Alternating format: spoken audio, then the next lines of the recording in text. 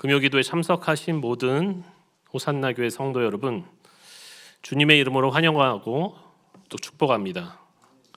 성령의 충만한 은혜가 오늘 예배 가운데 저와 또 여러분들에게 함께 임하시기를 주님의 이름으로 축원합니다. 말씀 전하기 앞서서 광고 말씀 드리겠습니다. 내일 무슨 날인지 아시죠? 네, 제 몇 회죠? 네, 4회인가? 네, 한마음 체육대회, 전교인 한마음 체육대회가 시작은 10시에 합니다. 10시에 오산 오색 문화체육센터에서 하고요. 네, 꼭 참석해 주시길 바랍니다. 그래서 경품도 지금 많이 후원이 들어와 있어요. 그래서 내일의 행운의 주인공은 여러분입니다. 내일 오셔서 꼭 즐겁고 또 즐거운 교제의 장이 되기를 축원합니다. 저는요, 개인적으로 찬양을 통해서 먼저 하나님을 만났습니다. 제가 목사다 보니까 목사님은 말씀을 통해서 하나님을 만났겠지 이렇게 생각할 수도 있지만요, 저는 확실히 찬양을 통해서 하나님을 먼저 만났어요. 고등학교 때까지 저의 학창 시절을 되돌아보면요, 저는 그게 그렇게 이제 크게 튀는 것이 없이 굉장히 평범한 학생이었던 것 같습니다. 신앙적으로도 저는 그다지 크게 도드라지지 않았던 학생이었어요. 본격적으로 교회를 다니기 시작했던 중학교 2학년 이후에 그냥 주일마다 주일학교를 가급적 빠지지 않는 그런 그것도 모범적이라면 모범적일 수 있지만 출석은 했었지만 그렇다고 해서 특별히 학창 시절에 하나님을 깊이 체험했다거나 아니면 목사님의 말씀 가운데 큰 은혜를 받았다거나 하지는 않았던 것 같아요. 물론 성경을 제대로 읽어본 적도 없었습니다. 한 번은요, 제가 고등학교 2학년 때의 일이었는데요, 제가 학교가 끝나고 하교를 하면서 집으로 걸어가고 있었는데 어떤 분이 대로에서 광고지를 주는 거예요. 브로셔를 나눠주는데 여기에 동봉된 엽서를 보내주면 포켓용 현대인의 성경, 신약 성경책을 보내준다고 써 있는 것입니다. 그래서 호기심이 많은 저는 믿져야 본전이라고 생각하고 제가 엽서를 보냈어요. 그랬더니요, 진짜 포켓용 현대인의 성경, 신약 성경이 집에 우편함에 도착해 있었습니다. 굉장히 신기한 경험이었어요, 그 당시에는. 그런데 제가 그 성경을 가지고 어떻게 했을까요, 여러분? 이 성경을 어떻게 했을까요? 열심히 읽으면서 은혜를 받았을까요? 그렇지 않았습니다. 저는 현대인의 성경책을요, 제 가방에 넣어놓고 다녔어요. 그래서 마치 민간의 무속신앙에서 부적을 가지고 다니는 것처럼 저는 그냥 성경책을 가방에 넣어놓고 다니다 보면 왠지 저에게 행운이 찾아올 것 같은 그런 느낌에 성경책을 읽지는 않지만 책을 가지고 다녔습니다. 그러던 중에 고등학교 2학년 1학기가 시작되고 나서 문학이라는 수업 시간이 있었는데요, 문학 선생님이 너무나 재미있는 거예요. 거의 코미디언 저리 가라고 할 정도로 어찌나 웃기는 분이신지 첫 번째 수업 시간이요, 너무나도 재밌고 즐거웠습니다. 선생님께서 첫 수업이 끝날 때쯤에 이렇게 말씀하시는 거예요. 얘들아, 우리 수업은 교과서가 따로 없으니까 다음 시간에 각자가 아무 책이나 가지고 와라. 나중에 그 가지고 온 책으로 독후감을 써서 내는 것으로 이번 학기 과제를 평가하겠다 이러시는 거예요. 그리고 다음 문학 시간이 되었는데요, 제가 깜빡하고 아무 책이나 가지고 오라고 했는데 잊어버리고 안 가지고 왔던 거예요. 순간 제 머릿속에서 번쩍 하고 지나간 생각이, 아 맞다, 아무 책이나 가지고 오라고 했었지. 그러면서 저는 자연스럽게 제 가방 앞쪽 한 칸을 차지하고 있던 현대인의 성경 포켓본 신약 성경책을 생각해냈습니다. 그리고 책 검사를 하는데 저는 당당하게 이 손바닥만한 성경책을 책상 위에 올려놓았어요. 그랬더니 선생님이 책 검사를 하시면서 딱 들어보시더니 그래, 너는 이 책을 보고 독후감을 쓰도록 해라 이 한마디를 하셨고요. 저는 무사히 책 검사를 넘어간 데 대해서 안도의 한숨을 내쉬는 한편 속으로 이렇게 생각을 했습니다. 독후감을 제출할 때는 다른 책을 읽고 써내야지, 이렇게 생각을 했어요. 하지만 저의 그런 계획은요, 얼마 가지 못해서 산산조각이 나고 말았습니다. 우리 반보다 앞에서 수업이 있었던 다른 반의 친구한테 들어보니까 지난번 검사할 때 특이한 책을 가지고 온 친구들은 선생님이 다 기억을 했다는 거예요. 그리고 다른 독후감을 써낸 친구들을 다 적발해서 그 친구들이 교실 뒤로 불려나가서 대걸레자루로 5대씩 맞았다는 것입니다. 그래서 무섭잖아요. 대걸레자루가 진짜 아프거든요. 아니, 어떻게 그 유머가 넘치는 거의 개그맨 뺨치는 선생님께서 갑자기 이렇게 헐크처럼 변하실 수가 있을까? 저는 가슴이 쿵쾅거리기 시작했습니다. 급기야 저는요, 하는 수 없이 현대인의 성경에서 한 부분을 골라서 독후감으로 제출하기로 결정을 했어요. 그래도 다행이었던 것이 있다면요, 수업 시간에 이 독후감 검사를 하는데 한 반에서 5명만 5분 발표를 시키는 것으로 대체를 하신다고 선생님이 선언을 한 것입니다. 5명만 직접 검사를 한다는 거예요. 나머지는 써서 내는 거고요. 당시 제가 2학년 때 학급 번호가 12번이었어요. 12번이었는데 그 선생님이 발표를 어떻게 시키는지 다른 반 친구한테 들어보니까, 만약에 우리 반 수업일이 4일이잖아요. 그러면 먼저 4번을 시키신대요. 그런 다음에 그 뒷번호 하나씩 빼서 그 다음에 13번 시키고 또 하나 빼서 22번 이렇게 시키고 이런 식으로 시킨다고 들었기 때문에 제가 걸릴 확률이 없잖아요. 그러니까 저는 12번이었기 때문에 걸릴 확률이 낮아졌고 내심 마음에 안심을 하고 있었습니다. 만약 발표하는 친구가 5분을 넘기지 못하잖아요. 5분 발표를 제대로 하지 못하면 선생님은 책을 읽지 않은 것으로 간주를 해서 역시 뒤로 불려나가서 대걸레자루로 5대씩 맞았다는 이야기를 들었지만 저는 제가 그렇게 걸릴 일은 없을 것으로 생각을 했습니다. 마침내 저희 반에 그 대망의 독후감 검사 날이 되었고요. 선생님은 예상대로 먼저 4번을 지명을 해서 발표를 시켰습니다. 이 4번 친구는 아슬아슬하게 5분을 채워서 발표를 했고 간신히 처벌을 면제를 받았어요. 그리고 나서 선생님은 또다시 우리 예상대로 13번을 지명을 했습니다. 근데 갑자기 13번 친구가 일어나더니 그러는 거예요. 선생님, 죄송합니다. 오늘 독후감을 준비하지 못했습니다. 순간 정적이 흘렀고요. 저희는 당연히 선생님이 13번 친구를 불러내서 대걸레 쇼를 보여줄 줄 알았어요. 근데 예상을 뒤엎고요. 선생님이 이렇게 말씀하시는 거예요. 그래?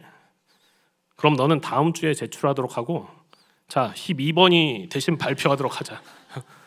네, 12번이 발표하라는 거예요. 그래서 불사, 이게 무슨 구약 성경에 아간이 죄를 숨기다가 끝끝내 이제 범죄자로 지목되는 것처럼 이리저리 빠져나가던 제가 결국 지목이 되고 말았습니다. 이왕 이렇게 된 이상 어쩔 수 없다. 저는 제가 아는 지식을 총동원해서 5분을 방어내기 위해서 이야기를 꺼냈습니다. 여러분, 저는 신약 성경책을 읽었습니다. 그 중에서도 요한계시록이라는 부분을 읽었는데요. 여러분, 제가 왜 이 책을 읽었는지 혹시 그 이유를 아십니까? 요즘 지하철역 같은 데 보면은 10월 28일에 휴거가 일어난다고, 빨리 회개하지 않으면 지옥에 간다는 시한부 종말론이 극성을 부리고 있기 때문입니다. 저는 이것이 사실인지 확인하기 위해서 이 책을 읽었습니다. 이렇게 대충 얼버무리고 있었는데 갑자기 어떤 친구가 손을 번쩍 들더니 저도 봤습니다.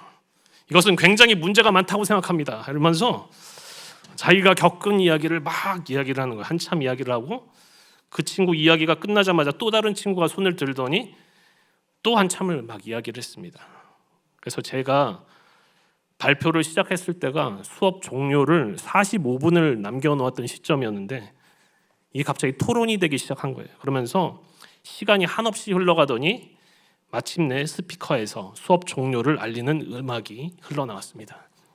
무려 45분간을 토론이 되었던 거예요. 45분간. 선생님이 저를 보시더니요, 야, 이놈이 나중에 한 자리 해먹겠구나 이러고 수업을 마치셨습니다. 그리고 이 사건 이후로요, 평범했던 저에게는 별명이 하나 생겼습니다. 요한. 저는 졸지에 요한이 되었어요. 그리고 학교 일진 애들 가운데 소문이 돌기 시작했습니다. 야, 요한이는 건드려서는 안 된다. 잘못하면 하나님한테 벌 받는 수가 있다. 이렇게 소문이 전교에 퍼져나가기 시작했습니다. 갑자기 유명 인사가 되었어요. 성경책을 거의 부적 수준으로 가지고 다녔던 저는요, 사실 겨우 이 정도의 가짜 신앙을 가졌던 학생이었습니다. 그리고 나서 제가 대학교에 들어가게 되었는데요, 제가 그 당시에 크게 신앙심이 있었던 것은 아니었지만요, 저는 주일학교 교사 생활을 시작했어요. 그러면서 학교 사람들한테 뭐라고 그랬냐면, 저는 주일학교 교사를 하기 때문에 저는 술을 마시지 않겠습니다. 이렇게 선언을 해버렸습니다. 한번 내뱉은 말이라서 이게 물릴 수도 없어요. 그래서 학교에서 거룩한 척하면서 살아가는데, 계속 그렇게 살아가기에는 저의 신앙의 기초가, 신앙의 베이스가 너무나 부족했고요. 어느 날 갑자기 저한테 크게 공허함이 밀려왔습니다. 너무나 공허했어요.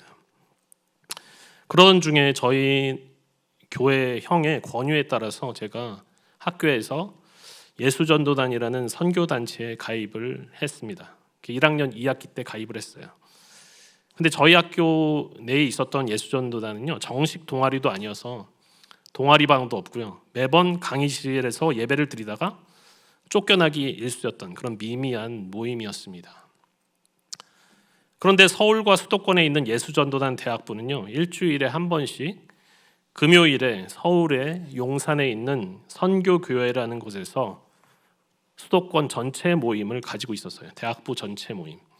저도 가입한 지 얼마 안 돼서요, 처음으로 그 금요 모임이라는 곳에 나가게 되었습니다. 그리고 저는 그 모임에서요, 너무나도 큰 충격을 받고 말았어요.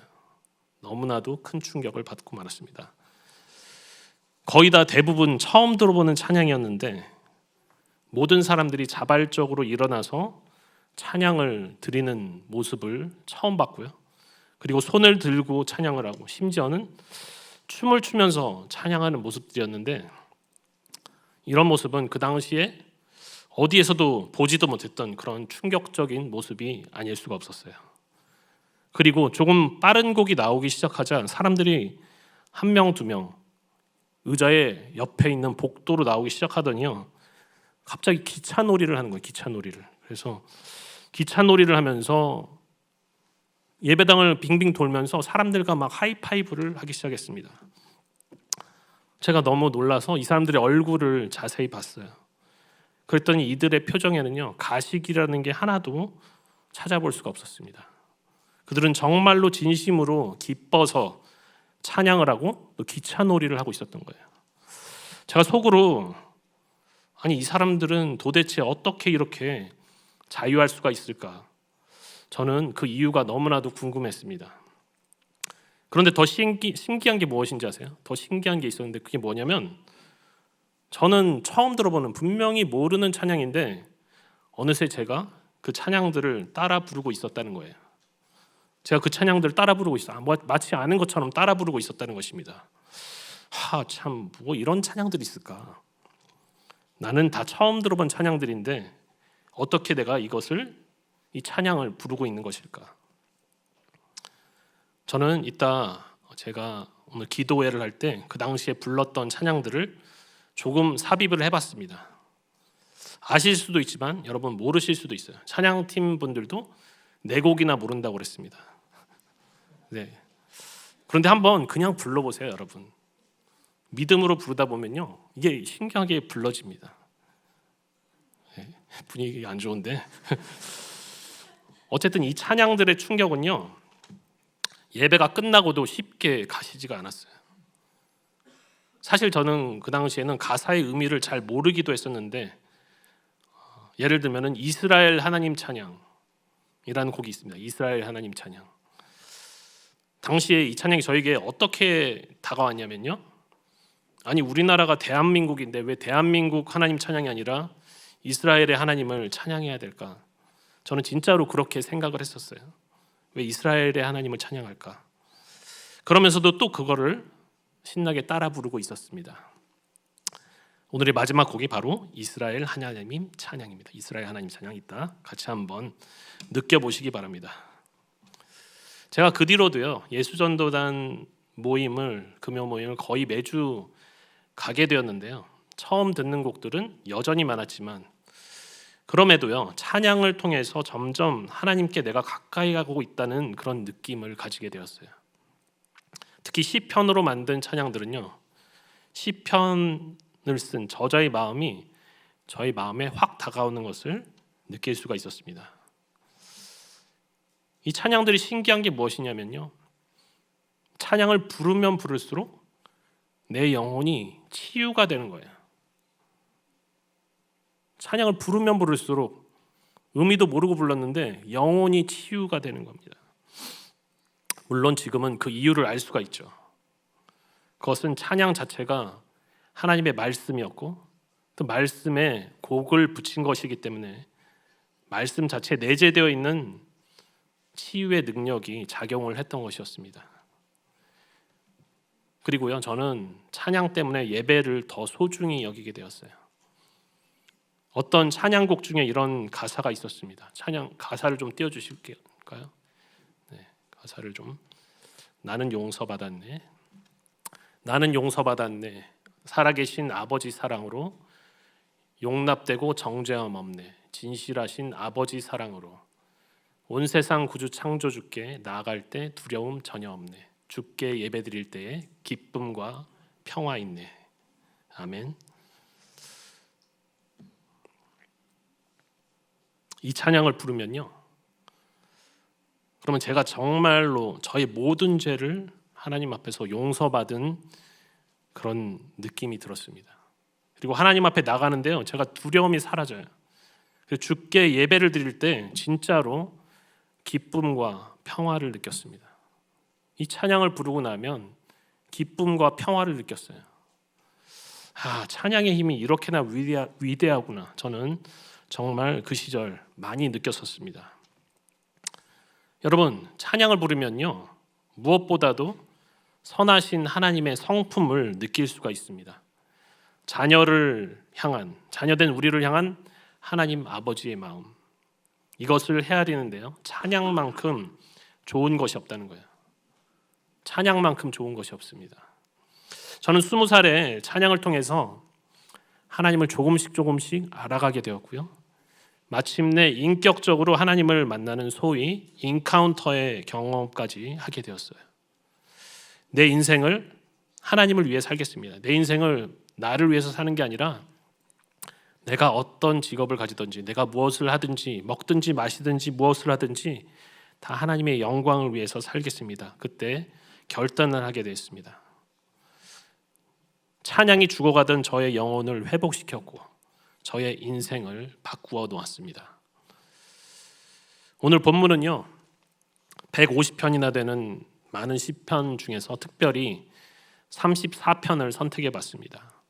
이 시에는요 제목인 표제가 달려 있는데요 이 표제를 읽어보면 다윗이 아비멜렉 앞에서 미친 채 하다가 쫓겨나서 지은 시, 이렇게 써 있습니다. 미친 채 하다가 쫓겨나서 지은 시. 사무엘상 21장에 보면요 다윗이 자신의 장인인 사울 왕에게 쫓기다가 마침내 어디로 피하게 되냐면 이스라엘과는 불구대천의 원수라고 할 수 있는 블레셋으로 도망가는 장면이 나오고 있습니다. 그런데요 여기 보면 사무엘상 21장에 나오는 블레셋 왕의 이름이 아기스입니다. 아기스인데 여기 표제에는 아비멜렉이라고 나와 있어요. 이것은 이스라엘의 서기관들이 쓰다가 오타를 낸 것이 아니라 학자들은요 이것을 마치 애굽의 파라오, 즉 바로로, 애굽 왕들을 바로로 부르는 것처럼 블레셋 왕들의 공식 칭호가 아비멜렉이었을 것이다, 이렇게 이야기를 하고 있어요. 다시 말해서 아비멜렉이 특정한 누군가를 칭하는 이름이 아니라 왕을 나타내는 고유 명사라는 것입니다. 여러분, 블레셋이라는 나라가요, 특별히 다윗에게 더 위험했는데 왜 더 위험했는지 아십니까? 그것은 다윗이 평범한 한 명의 소년 목동에서 이스라엘의 역사의 전면부에 나서게 되는 바로 그 사건과 연관이 되어 있습니다. 바로 여호와 하나님의 이름과 하나님의 백성인 이스라엘을 모욕하던 기골이 장대했던 거인 골리앗을 물리친 사건이었어요. 골리앗은 블레셋의 5 성읍 중에서 가드 사람이었습니다. 가드 사람. 그런데 지금 다윗이 어디로 피했다고 나오냐면 사무엘상 21장 10절을 우리 다 같이 한번 읽어보겠습니다. 그날에 다윗이 사울을 두려워하여 일어나 도망하여 가드왕 아기스에게로 가니. 성경에 정확히 아기스가 가드왕이라고 나오고 있어요. 가드왕. 사울이 다윗을요, 그물망처럼 촘촘하게 포위해서 들어오니까 이스라엘에서는 더 이상 갈 곳이 없어서 찾다 택한 곳이 자기가 엘라 골짜기에서 죽인 골리앗의 고향인 블레셋의 가드였다는 이야기입니다. 아기스 왕은요, 이 본문만 보면 당시에 다윗에 대해서 잘 알지는 못했던 것 같아요. 근데 신하들이 수군거리기 시작하는 거예요. 사무엘상 21장 11절 한번 읽어보겠습니다. 아기스의 신하들이 아기스에게 말하되 이는 그 땅의 왕 다윗이 아니니까 무리가 춤추며 이 사람의 일을 노래하여 이르되 사울이 죽인 자는 천천히요 다윗은 만만이로다 하지 아니하였나이까 한지라. 아멘. 아기스의 신하들이 지금 하는 말은요, 왕이시여, 지금 도대체 이 자가 누군지 아십니까? 이 원수의 나라 이스라엘 중에서도 최악의 원수인 그 땅의 왕으로 불리는 다윗입니다. 이렇게 이야기하는 거예요. 그러면서 실제로 이스라엘 백성들의 민심으로 불려지는 노래까지 이야기를 합니다. 사울이 죽인 자는 천천히요 다윗은 만만이로다 하지 않습니까?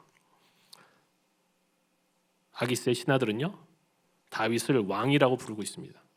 물론 다윗이 죽인 만만에는요, 수많은 블레셋 사람들도 포함이 되어 있었을 거예요. 이 이야기를 듣고 있던 다윗에게 갑자기 두려움이 엄습을 해왔습니다. 아, 이제 나는 꼼짝없이 죽었구나. 아기스가 자신을 잡아서 죽일 것 같은 기분이 들었어요. 그래서 다윗이 어떻게 합니까? 사무엘상 21장 13절로부터 15절 다 함께 읽어보겠습니다. 그들 앞에서 그의 행동을 변하여 미친 채 하고 대문짝에 그적거리며 침을 수염에 흘리매 아기스가 그의 신하에게 이르되 너희도 보거니와 이 사람이 미치광이로다. 어찌하여 그를 내게로 데려왔느냐? 내게 미치광이가 부족하여서 너희가 이 자를 데려다가 내 앞에서 미친 짓을 하게 하느냐? 이 자가 어찌 내 집에 들어오겠느냐 하니라. 여러분, 드라마도 이렇게 쓰면요, 진짜 욕을 바가지로 먹습니다. 이렇게 쓰면은 욕을 있는 그대로 엄청 먹어요. 자신의 정체가 탄로 나서 잡혀 죽을 위기인데 갑자기 멀쩡하던 사람이 미친 채를 하고 대문짝에 그적거리면서 침을 수염에 흘리고 있는 거예요. 정신 이상의 행동을요, 다윗이 하게 되었습니다. 스토리가 유치해도 이렇게 유치할 수가 없어요. 이게 지금 말이 되는 이야기입니까? 위기를 벗어나려고 갑자기 미친 척을 하는데 잡아다가 그냥 고문 좀 세게 하면 금방 탄로나지 않겠어요? 그런데 놀랍게도 아기스가 신하들한테 도리어 화를 냅니다. 야, 이 사람이 미치광이가 아니냐? 내가 미치광이가 부족해서 이 자를 데려다가 내 앞에서 미친 짓을 하게 하느냐? 어찌 이 자가 내 집에 들어올 수가 있느냐? 당장 쫓아내지 못하겠느냐? 극적인 상황 역전이 일어나는 것입니다.